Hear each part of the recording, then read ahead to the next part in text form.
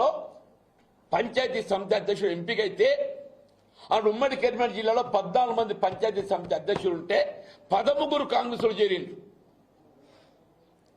14 పంచాయతీ సమితి అధ్యక్షులు ఉంటే 13 కాంగ్రెస్లో చేరిండ్రు. నేను ఒక్కరిని కాంగ్రెస్లో చేరలేదు. అధికార పార్టీ లాలూచీకి లొంగనటువంటి వాడిని నేను ఒక్కరిని మాత్రం చెప్పంటున్నాను. ప్రతిపక్ష నిలబడేది ఇస్తుందో నేను ముందు పోయినా చెప్పంటున్నాను.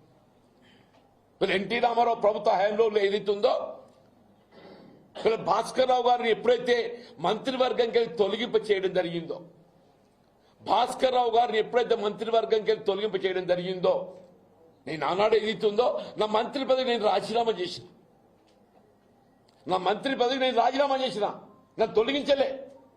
నా మంత్రి పదవి రాజీనామా చేసేది ఇస్తుందో, భాస్కర్ రావు గారిని మంత్రివర్గంకి తొలగించడం ఏదైతుందో ఇది సరైన నిర్ణయం కాదు అని చెప్పని భాస్కర్ రావు గారి పక్షాన్ని నిలబడ్డని చెప్పంటాను. నేను కాదా, కాంగ్రెస్ పార్టీ నిలబడ్డది, ఇందిరాగాంధీ నిలబడ్డది, కాంగ్రెస్ పార్టీ నిలబడ్డది.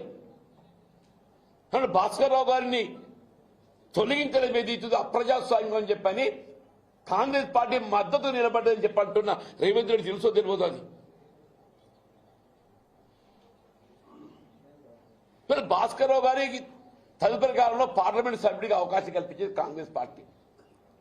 నాదేళ్ల భాస్కర్ రావు గారికి తదుపరి కాలంలో పార్లమెంట్ సభ్య ఖమ్మంకి వెళ్ళేది అవకాశం కల్పించేది కాంగ్రెస్ పార్టీ. నేను చట్టాల గురించి మాట్లాడడం లేదు, రాజ్యాంగం గురించి మాట్లాడడం లేదు. రాజ్యాంగం గురించి మాట్లాడితే 84లో ఏదైతుందో అసలు పార్టీ ప్రేమలో చట్టమే లేదు. 84లో పార్టీ ప్రేమలో చట్టమే లేదు. పార్టీ ప్రేమల చట్టం అమలుకి వచ్చింది ఎన్నడూ 85లో వచ్చింది, రాజీవ్ గాంధీ గారు ప్రధానమంత్రి అయిన తర్వాత.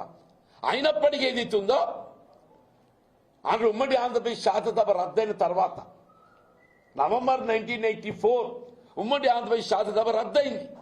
ఇది రద్దయిన తర్వాత డిసెంబర్లో ఏదైతుందో పార్లమెంట్ ఎన్నికలు వస్తే పెద్ద చొక్కారావు గారు పార్లమెంట్ సభ్యుడిగా కాంగ్రెస్ పార్టీ అభ్యర్థి పోటీ చేస్తే ఏదైతుందో మేమందరం కాంగ్రెస్ పార్టీ మద్దతు తెలుపుతామని చెప్పంటాం.